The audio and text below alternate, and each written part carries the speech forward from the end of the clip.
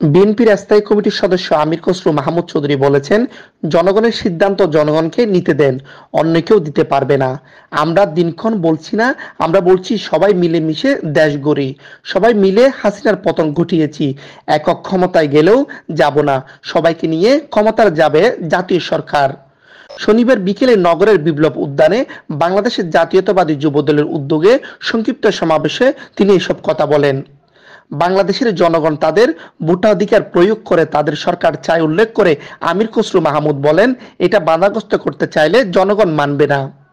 কেন্দ্রীয় যুবদলের সভাপতি আব্দুল মুনাইম মুন্নার সভাপতিত্বে ও সাধারণ সম্পাদক নুরুল ইসলাম নয়নের সঞ্চালনায় এ সময় উপস্থিত ছিলেন কেন্দ্রীয় বিএনপির চট্টগ্রাম বিভাগীয় সাংগঠনিক সম্পাদক মাহবুবুর রহমান শামীম, চট্টগ্রাম সিটি কর্পোরেশনের মেয়র ডাক্তার শাহাদাত হোসাইন, কেন্দ্রীয় বিএনপির চট্টগ্রাম বিভাগীয় সহ সাংগঠনিক সম্পাদক ব্যারিস্টার মীর মোহাম্মদ হেলাল উদ্দিন, চট্টগ্রাম মহানগর বিএনপির সদস্য সচিব নাজিমুর রহমান, চট্টগ্রাম মহানগর যুবদলের সাবেক সভাপতি মোশাররফ হোসেন দীপ্তি সহ যুবদলের নেতা কর্মীরা।